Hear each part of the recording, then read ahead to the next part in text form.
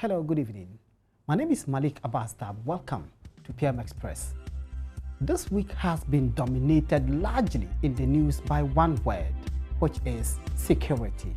And this is so because the opposition New Patriotic Party invited some South Africans, ex-servicemen, to train what the party itself called bodyguards of ex-flag bearer Nana Akufo-Addo and vice presidential candidate Dr. Mahamudu Bawumia. Now, these three persons were arrested by the BNI. The BNI argued that these persons were engaged in conduct that has national security implications. They were picked and brought to Accra. They are still in detention and being investigated. The South African High Commission in Ghana had access to them after some efforts were made to talk to them so that the veracity of their citizenship can be tested and checked and verified. And when this is done, then they can come to a conclusion as to whether these are citizens of South Africa and whether they were in Ghana for legitimate business. Tonight on PM Express, we are discussing security generally, because whilst this debate as to the propriety of the NPP's action is on, we heard news about some audacious attempt by some armed robbers to attack a forex bureau in Accra at Kaneshie. And what happened is that a number of people were arrested. Some of them escaped. When we come back, we will discuss these important matters as to whether as citizens we have to take our security in our own hands. You're watching PM Express. Stay tuned.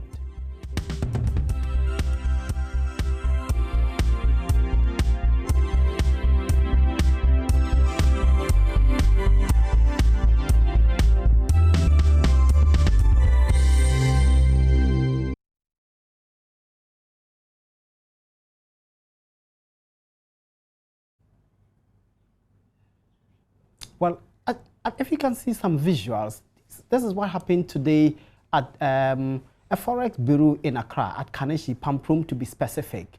Some 4 persons allegedly went to this forex bureau, attacked the place, took over whatever money that was there and left the place. They were chased and attacked. One of them tried to scale over a wall and was shot. Now, when he was shot, he was arrested, but 2 of them, one other person and a lady, managed to escape. But they arrested one person and the other person who was shot. The police made an effort and retrieved the money. With me today in the studio to talk about security generally is a Deputy General Secretary of the Convention People's Party, Mr. Yao Asani Tano. Welcome. Thank you, my brother. You have followed these matters as a political observer and a participant in active politics. So let's start with the NPP's act of bringing South Africans, 3 of them, to train what the party itself calls bodyguards of the party's flag bearer and his running mate. Right. How does the CPP view this action? Well, thank you very much. And let me say good evening to our viewers. For somebody coming from the stock of the Convention People's Party, this particular action by NPP does not surprise me. If you have read the history or the past of the NPP, and indeed the incumbent, then you have the cause to believe, or you have the cause not to worry about what is happening now with regards to bringing in experts from outside to come and train their so-called aides or bodyguards. The NPP's move, for me, as a member of the Convention People's Party, smacks of a deliberate attempt to undermine the security systems in this country. How? How is that? You see, this is a sovereign nation, and the nation is responsible, or the state is responsible for the security of the citizenry. And indeed, all political parties stand to benefit from the security arrangements of the state as per the directives of the government of the day. All the opposition parties, anywhere their flag bearer wants to go, if the right channels are followed, the right processes are made, you will get the needed security details to, as it were, accompany you to wherever you are going. Indeed, if you decide to go to any part of the country, what you need to do is to inform the appropriate quarters, and the security installations or the security systems in that particular region will be taking care of your arrival and protection. So as citizens, we should all abide by this particular simple rules and regulations. And for the NPP to go in for external services with regards to security, that even tells us that they do not actually respect the ex-servicemen. No, to be fair, the explanation that has been offered is that normally when the flag bearer goes round, there may be police protection, and in fact, the police protection has not been offered yet. And I followed the 2008 when Papa Kwesi Ndum was the CPP's flag bearer in that election. He strenuously argued that it was important for flag bearers of the various political parties to be provided with state protection. And he was making this argument because at that time, the protection had not been provided early enough. So if an opposition party decides that it is in its own interest to train its people, who are citizens, of course, to train them in what the party itself calls crowd control and to protect its flag bearer. Interesting. You can't say that amounts to undermining national security. It does. It does, in the sense that, well, you made some assertions from Kwesi Ndum during when he was with the Convention People's Party. What did he do? He asked of the state security to protect or give the flag bearers the necessary protection. As to whether he asked for that particular arrangement at the right time or not is another issue to discuss, right? But I believe that if you ask for the necessary security that you need, if you provide your itinerary as to where you'll be going and all that, the state have no option than to provide you the necessary security. I have seen Anadu go around with some macho guys around him, and indeed, they picked up a fight just last week at a funeral.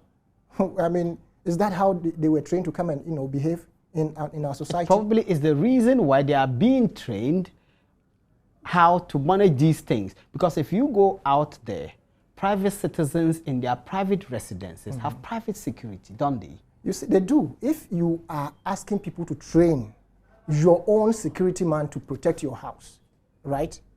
But this is, a political party. And don't forget, we have sat in this country where both parties, indeed, you cannot blame the NPP alone.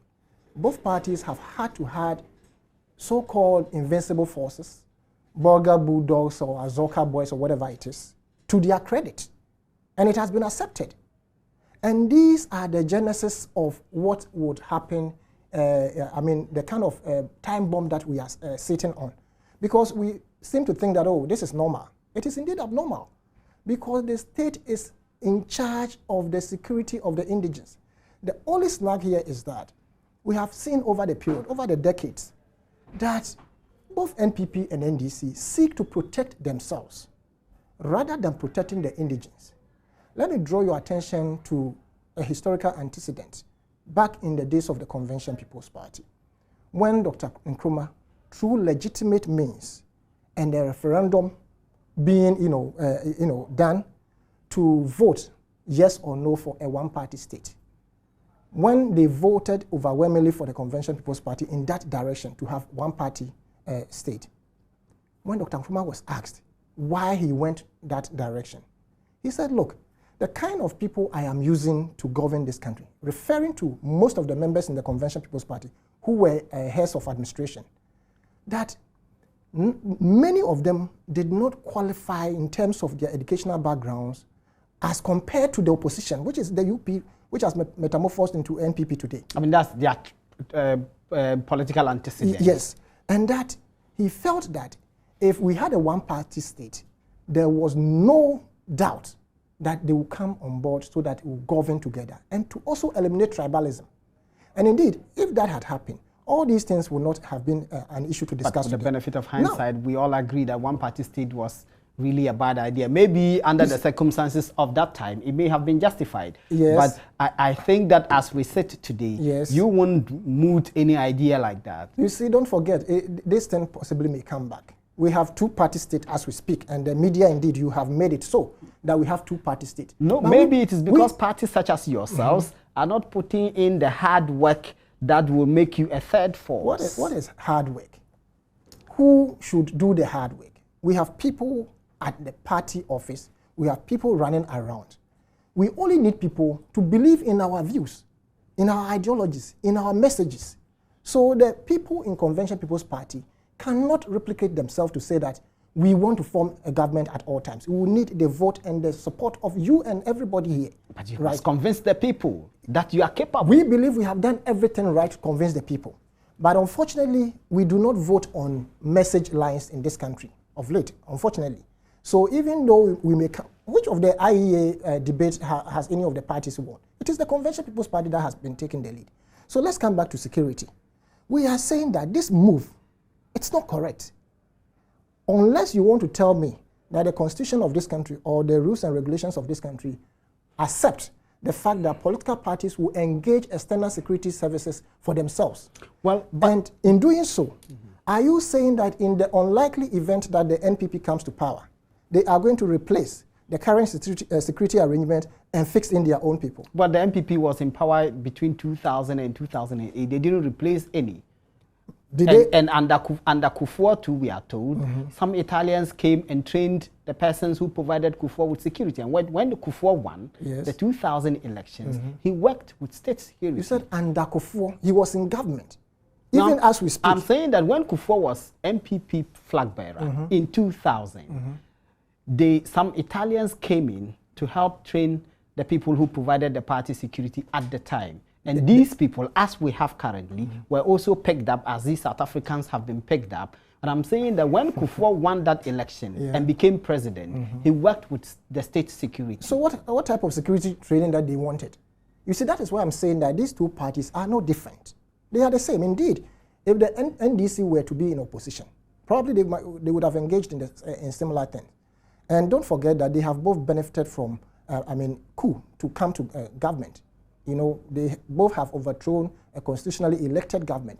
And it was through these machinations. You know, you might say that, well, there were some differences as the NPP used diabolic means in terms of the same means that they are using now, bringing in people to come and train them, and with the aid of people within the Convention People's Party, having getting the opportunity to overthrow a legitimate elected government.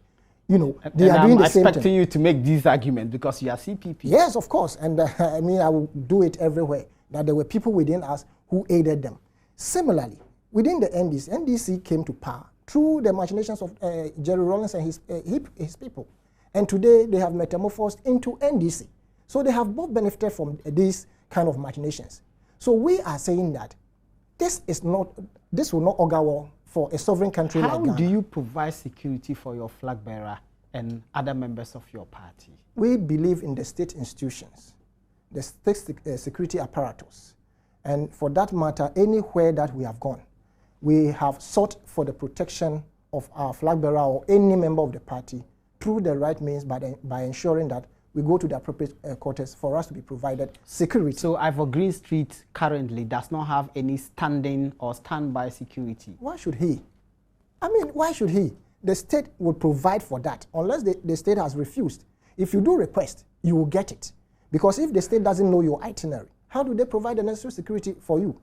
Right? So just make the request, let them refuse you, and come public to say that I have requested for security and I have been refused. But you don't bring in people, external forces, right? Who knows? And don't forget also that by this training, those who are being trained would also pass it on to other people in terms of training. If in the unlikely event that NPP comes to power, right, these same people who have been trained and have also trained. The NPP won't be happy with you for saying that. Of course, they shouldn't be. I don't expect them. No, I don't expect them. Unlikely event. No, I don't expect them to be happy. My party is seeking to come to power, so why do you want me to say that they will Does the come? party have realistic No. chance of coming I to don't power? believe the people of this country will give their mandate again to the NPP. And similarly, they will ensure that they boot the NDC out. Because we are having all these problems because of the two of them. They have failed to manage the security systems in this country to the benefit of the indigents. They manage the security system to benefit themselves. If you have observed, when NPP was in power, we were told that, people who were being demonstrators were loyal to the NPP. And similar thing is happening today, that those who are misbehaving through demonstration and they are being beaten, the opposition is saying that misbehaving. Call it whatever. The Committee for Joint Action demonstrations that were that there was some violence. Did you approve of that? I don't approve of security personnel who have been detailed to. But you are just saying that these guys are misbehaving and they are being beaten, which is a subtle justification of the violence against them. No, I was in this same studio. I condemned that, right? Because somebody like Gabi Ochodako, I don't think Gabi will go out throwing stones, right? They might have, conducted their services in excess, but there was also a true fact that people veered from the right course that had been directed. How about that? Right? So, but the law does not permit anybody to go beat up anybody who veers off. If you have a court order that prevents a person from going to a particular location, and the person decides to go to that location, the law does not permit you to beat up the person. This is basic law. No. Because the law does not clothe any security officer with the authority to enforce the court's orders. Yeah. And yet, that is what the police did. And you appear to be justifying that. I'm not justifying it, but this is probably the reason why a party such as the MPP would say it has justifiable cause to train its own personal security. I don't think so. Don't forget also that the security agencies or the police have also the right to use minimal force. You know that? Yes. Yes. So when there's, of course, when there's destruction of property and all of that, and you are doing that. Yes. But veering off course of a demonstration, it's not destruction of property, and that cannot be a justification for. Dabu, I am not justifying the beatings. I'm justifying the causes of the reactions of the police at the time, right? I am saying that if they have directed you, we have a route to ply on, and you veer off, there is the need for the security to correct you. If they do correct you and you don't want to abide by the rules, what do you expect them to do? They must or they might use minimal force, right? So we are saying, even apart from that, what has these kind of so-called CJA, let my vote count and other movement, Occupy here and there, given us? What have they given us? They are pressure groups, and the law allows that. But if you have been very observant as a journalist, you will come to realize that these movements have only served to benefit a few leaders. They've made monies out of that. Where is CJA today? A time will come where AFAG will be no more. A time will come where Let My Vote Count will be no more. So it is not a case but they are not violating any law. They have not. But their modus operandi does not serve the interests of the people. That is what I'm talking about. They will disagree with you. Of course, I expect them to disagree with me, right? We are saying the fact as they should be, that people have used demonstrations to benefit themselves rather than the indigents. Of course, you could say that we have had some few, as a result of people's, response to it, that this is wrong, right? And so maybe by and large, the benefits may be there. Okay. But largely, it has not benefited the indigents. Let's talk about the going back to the bringing in of the South Africans. You were talking about relying on state security. Yes. The response to this suggestion is that there's ample evidence that state security is not sufficient to provide security for every citizen. And the police themselves have said this time and again that security is a shared responsibility. Citizens must play an active role in security. So as a responsible citizen, if you train yourselves or others to provide you with security, how can that be said to be wrong? Dabu, you are telling me that I can go for security experts to train my family. Is that what you are saying? To train my family to protect me.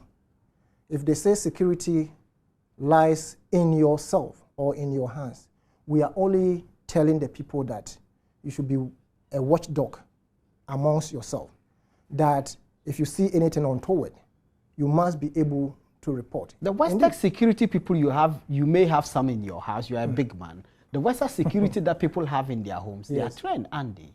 There's third eye security, there are all Kruger security and all of these. All of them are trained. They are registered security companies. But we are told that it was a registered security company that brought these South Africans to train the NPP. Well, maybe let them go to court tomorrow and let's get the nitty-gritties as to whether it is a security company that detailed them to train the NPP stock. Hold that thought. Let's go for a break. When we come back, we'll be talking to some victims of armed attacks in broad daylight, like what happened today at Pamprom near Kaneshi in Accra. You're watching PM Express. Stay tuned.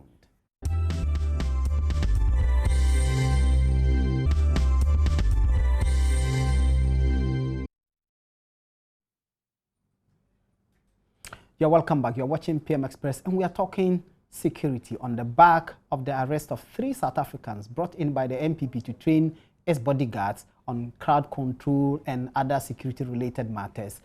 We are also talking about attacks, audacious attacks in broad daylight. We are talking to Benjamin Botte. Benjamin Botte was at work this afternoon when armed men attacked his Forex Bureau and took away money in broad daylight. 2 of them were arrested, 2 of them escaped. If we have Benjamin on the line, Benjamin, if you can hear me, good evening and welcome. Okay, I understand we don't have Benjamin Botte yet, but Sunny, how does that come to you that in broad daylight, citizens who are doing their legitimate business can be attacked in such an audacious manner? Well, Dabu, thank you very much. You see, attacks of this nature runs through across the globe. Every country have challenges with regards to these kind of attacks. But in our side, or on the side of Ghana, I think we could have done better to minimize these attacks, in the sense that the very areas that would have catered for the youth to ensure that these attacks are minimized have been neglected. That is employment. The government of the day and the erstwhile administration of NPP have actually polarized the system in terms of our democratic dispensation, and it encompasses every aspect of our economy. But what has security got to do with employment? Yes. No, what did you say? It does contribute. How? If you fail to create employment for your youth, they have no option than to engage in these things. This amount to giving an excuse for the heinous crimes committed by... No, I'm only giving the genesis why these things are rampant, right? If you remember, some years past, it was filling stations being attacked, concurrently. And we moved from that to forest bureaus, and it is coming back. It also went into banks. They were being attacked every now and then. It tells you one thing, that a lot of people are out of jobs. Anybody, I'm not saying in America and the rest of the other countries, there is a zero tolerance for, the zero unemployment. They are everywhere, there are unemployment. But we could have done better. We have the capability and abilities to provide jobs for our people. But here we have 2 parties that have come to supervise on this country for decades. And what they sought to do is to sell state assets. Assets that would have given or created jobs for the youth to be engaged. Look at the teeming number of people whom we find at our toll booths selling. And the president convoy passes through every now and then. and they are not ashamed. The president can't possibly create jobs for all of them. But you hold that thought. I have to go and speak to Benjamin. Benjamin was in the Forex Bureau this afternoon when it was attacked. Benjamin, if you can hear me, welcome to PM Express. Benjamin, can you hear me? Hello, Benjamin. I think Benjamin has difficulties hearing me. Benjamin he's a staff of the Forex Bureau that was attacked this afternoon. Their boss tell us that an amount of 150,000 Ghana cedis was taken away from the Forex Bureau. The police say that money has been retrieved. We are yet to confirm whether the entire amount has been retrieved. But you were talking about the nexus between job creation and the kinds of insecurity that we have. It goes in tandem. If a lot of people have work doing, crime is reduced because at least somebody is getting something in his pocket at the end of the month. I hear Benjamin is back. Benjamin, if you can hear me, good evening and welcome. Hello. Hello, Benjamin. Can you hear me? Yeah, I can hear by the radio there. He's talking to my brother. I can't hear your voice. Sorry, I'm sure we can manage. My name is Malik Abasdab. Welcome to PM Express. Hello. Hold on. I cannot hear you because there is a radio or TV station behind you. You're talking too much. That voice is higher than my voice. Sorry, but just listen. You can hear me clearly. I want you to walk us through what happened this afternoon in your Forex Bureau. Tell us exactly what happened. Okay, what happened is we are inside the envelope and four guys enter and they say they want $15. And they have the cashier that how much is $1? And the cashier told them that it's 350. So the other boss to get a phone call and started talking and say he want the number, so we should give him pen and paper. So other lady is with us, his name called Good, and he told the boy that if you mention the number, then she will record the number on the phone. So after he finished talking, then he gives the number to him.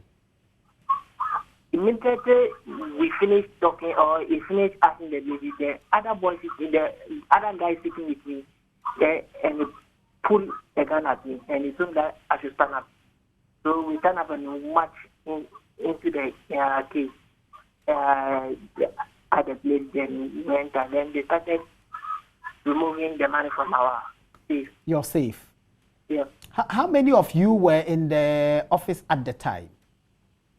That time we are three, one lady and two boys. So you were three of you?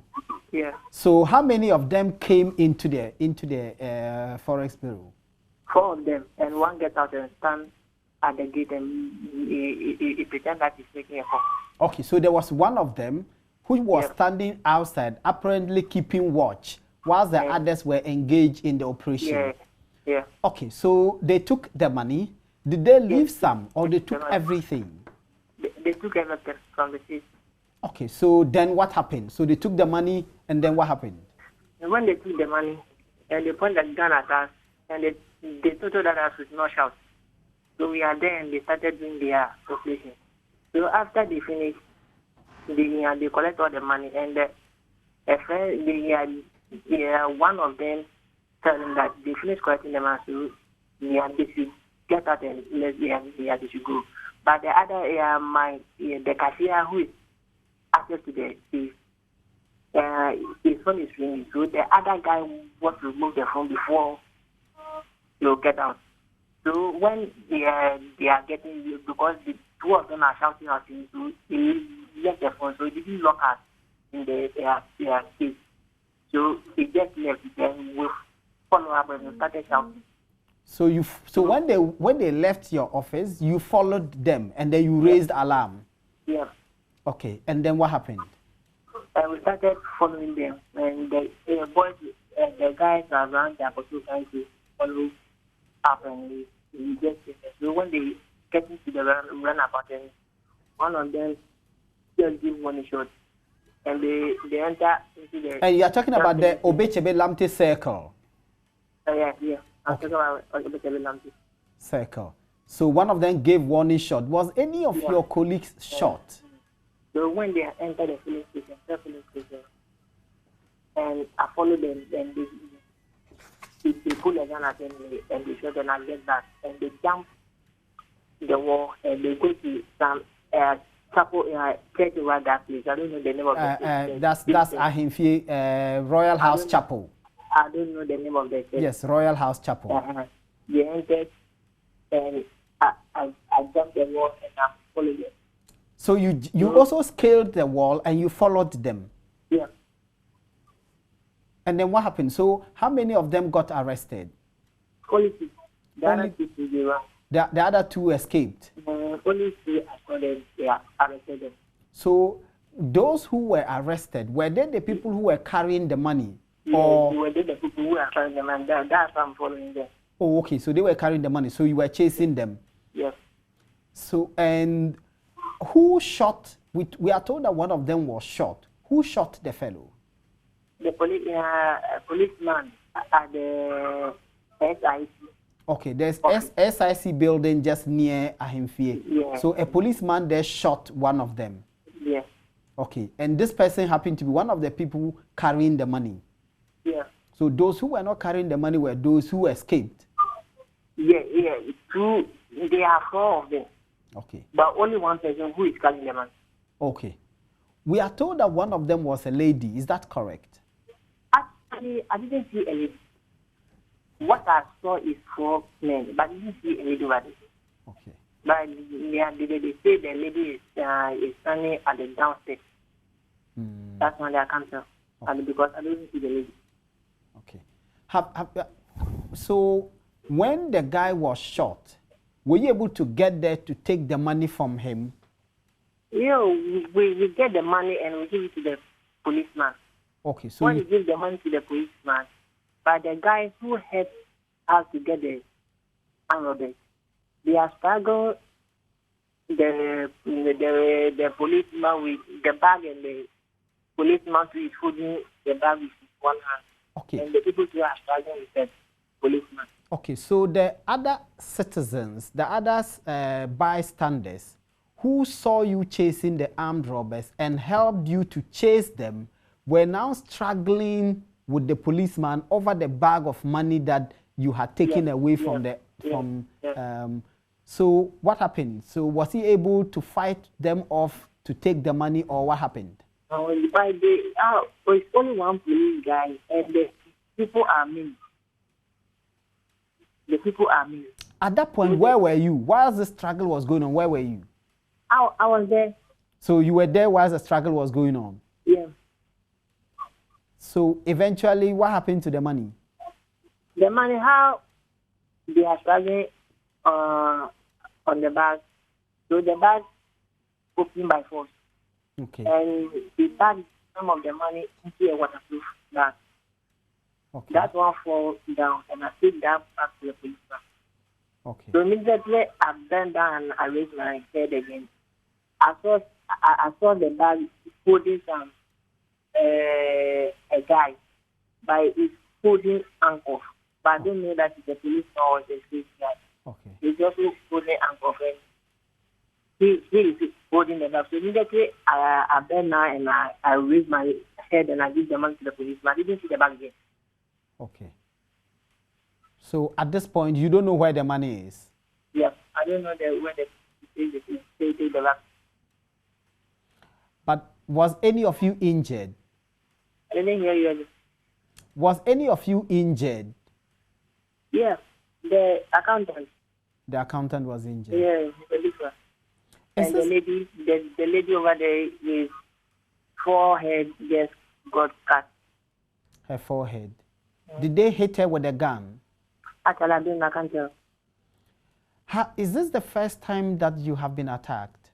Okay, actually, the time, I'll say the first time because when they arrived the application, this is the first experience I've seen. This is the first experience this has happened. Are you afraid? Can you go back there and work? Actually, yes. But do you have security on your own? Do you have security in this place? No, we don't have security over there.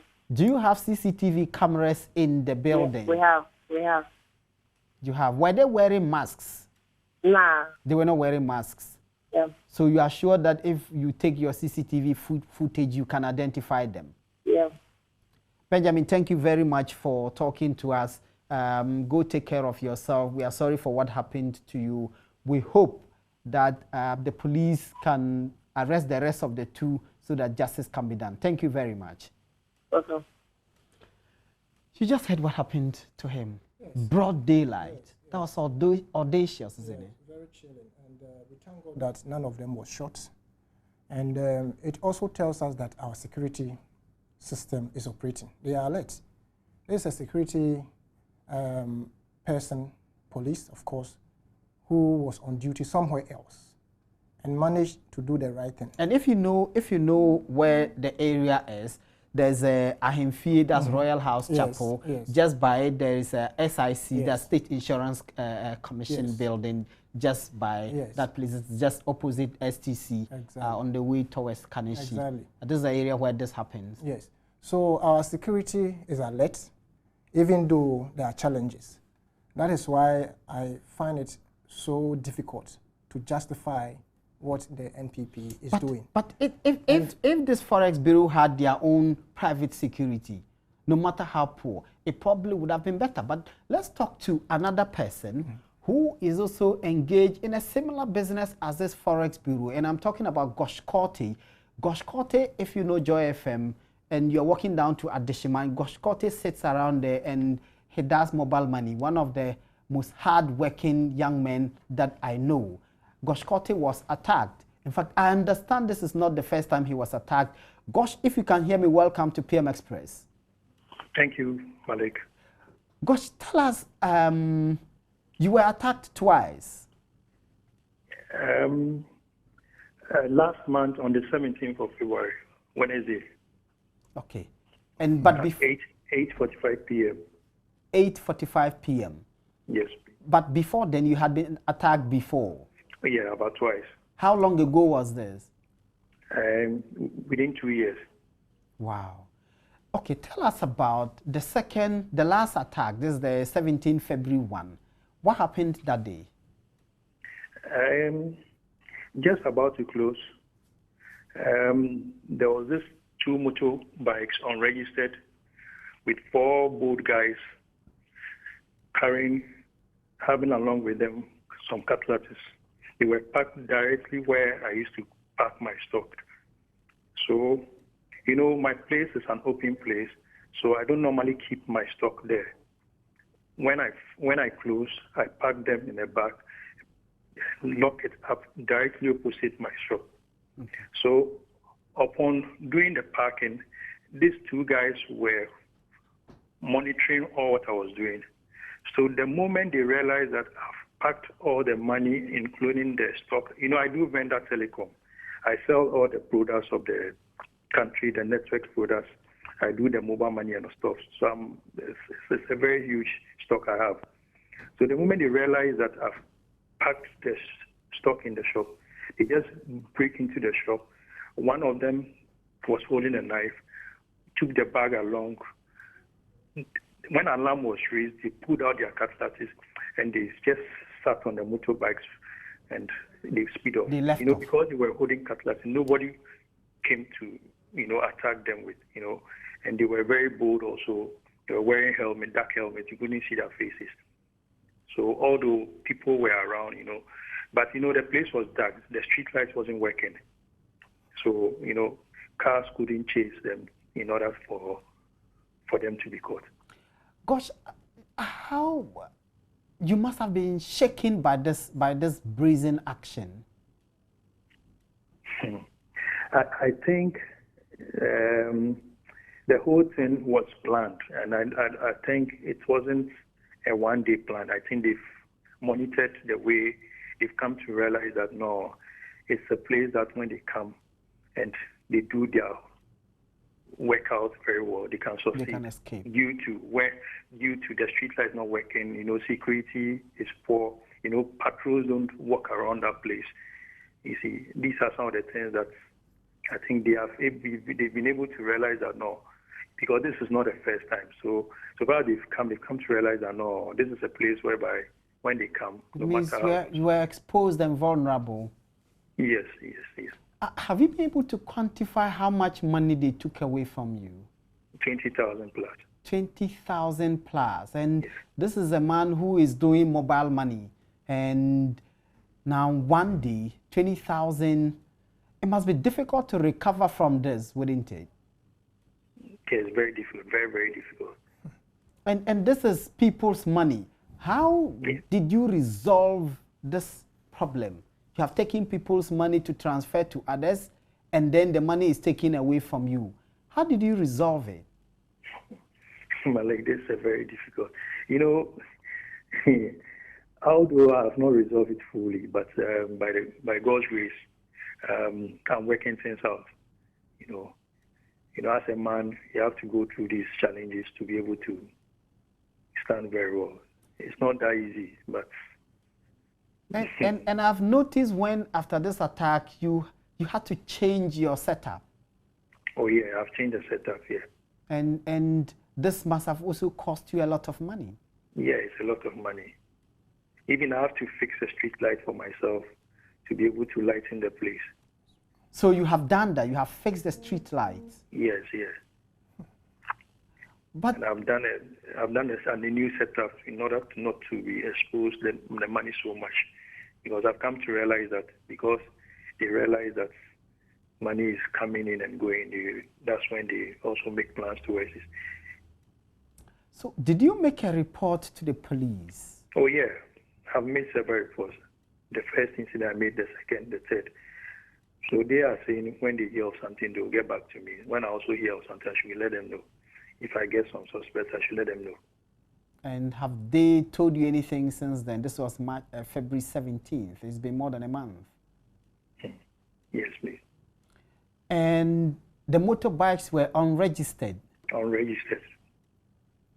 And you know, they were wearing a long jacket. You see, the knife, the cutlasses was, you know, the machete, yeah. The long machete. It was in the jacket. So, you know, when they are on the bikes, you not see them holding it. But the moment they wanted to attack, then they remove it. And they wear helmets, dark helmets, both the rider and the one sitting behind. They are all wearing dark helmets. So you don't even see their faces. For you to, even if you know them, you might not even be able to identify them.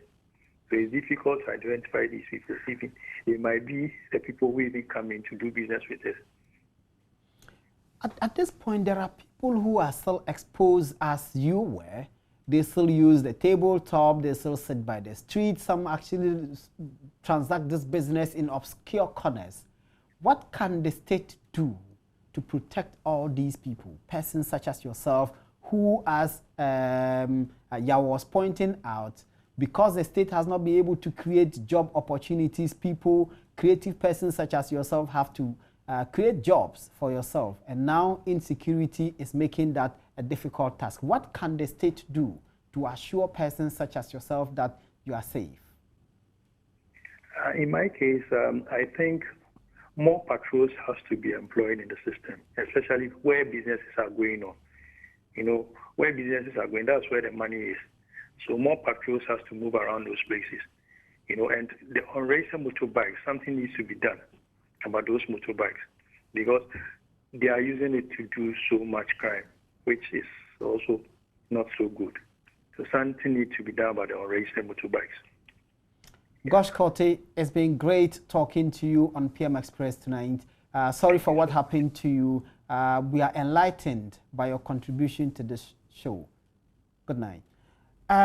You just heard Gosh. Yeah. Very chilling account. Yes. And you see, Gosh has explained it all. That even the street light, he had to fix it himself. Right. So these are the loopholes. We live in a country where we pay street light on our light bills, but we never get enough street lighting. If you are driving in the night on the Kasua Road or any major highway, and you drive in on the inner lane, you are bound to kill yourself. If you are not lucky, any of the light posts that has fallen off due to accident or whatever will just run into you like a kebab. I'm telling you, because some of them are just hanging so loose. And in a situation where perhaps a car has knocked it fresh and you are not aware, it will just go through your throat. Accra girls, we have them there. This is scary. Yes, very. On the Temamoto Way, on the Kaswa Highway, we have these things protruding. Railings on our highways protrude. Even bent. Yes, coming here. I mean, just after the traffic at Boomerang, there's one day. If you're not careful and you go closer, you are killing yourself. And we are just sitting down. We think that these are not security matters. And you see, like I was mentioning, a country that is bedeviled with structural adjustment here and there by two governments that do not know their whereabouts. This is what we will have. You have given out the salient areas that should create employment to churches to run. Warehouses, factories, you have sold them to churches. There was a documentary from your outfit here on Aboso Glass Factory. Yes, yeah, Ghost. I love that program. I love it. That guy should be awarded. Yeah, right? That's Justice Beidou. Yes. He did that. And he should go around the country and look at the number. Bonsata is still lying in the forest there. And any factory that was set up at that time, they had their canteen, they had their clubhouse and all that, golf court and everything to make the workers happy. And now, once thriving industry, all of them, the MPP of today claims that they were not making profits. And so they support the sale of the state assets. Hold that thought. We have to go for a break. When we come back, Yao will tell us what the CPP would do differently to ensure that all of us are safe and secure. You're watching PM Express. Stay tuned.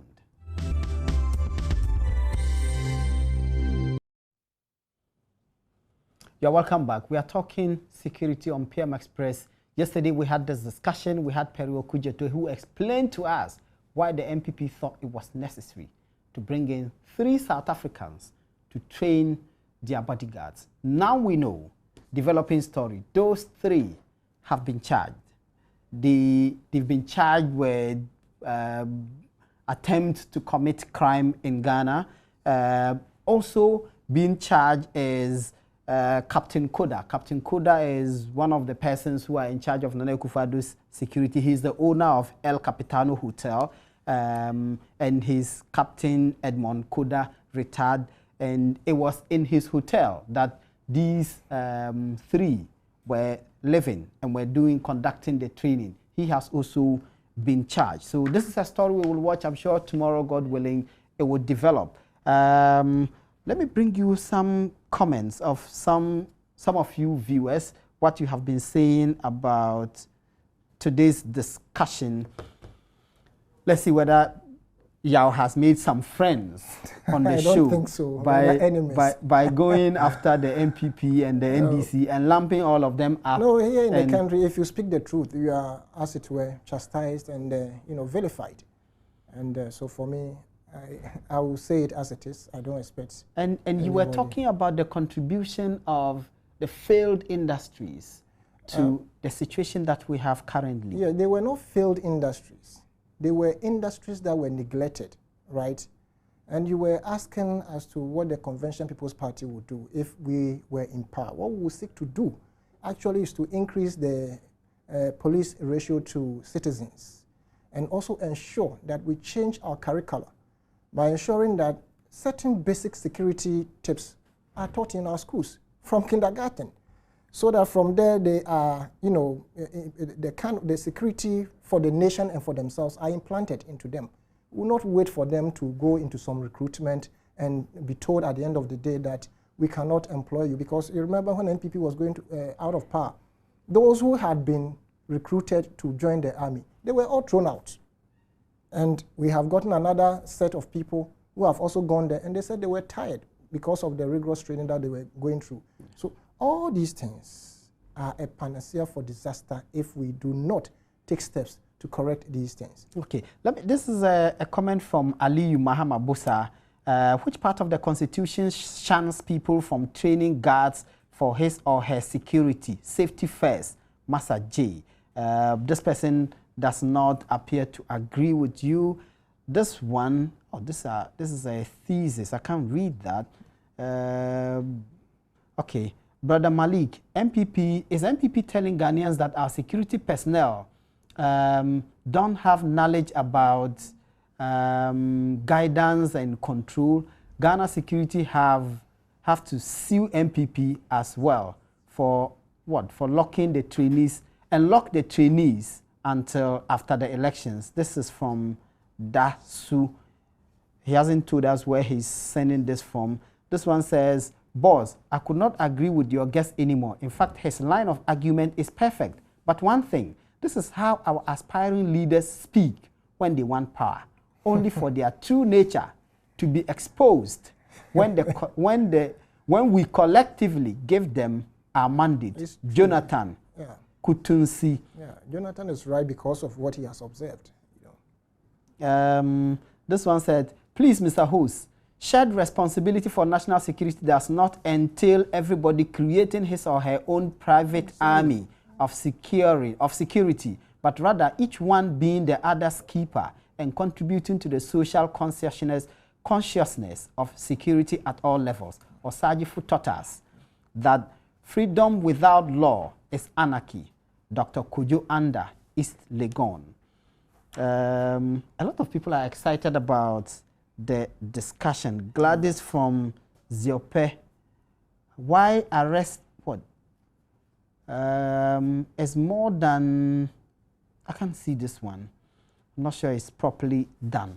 But generally, you think that under the circumstances, it was not proper for the NPP to bring these people. Yes, the NPP. Now, the suggestion being made is that even if the NPP erred by bringing South Africans to train its people, the response is not to arrest them, bundle them into cells, and charge them. That should be the response. As a sovereign state, that is what we have to do. They can never justify this. And I don't, you see, those who are justifying it are coming from the stock of the NPP. And in fact, I'm very sure that it is not all of them who support this. And many NPP members do not even know that there is something of this nature, right? But they are forced to, as it were, say something in favor of their party. You can't say that. What kind of protection alone at all do you need, Nanado and your people, to want to come to power? And so you want to create your own security. You have undermined the ex-servicemen in this country. You know them, you dealt with them.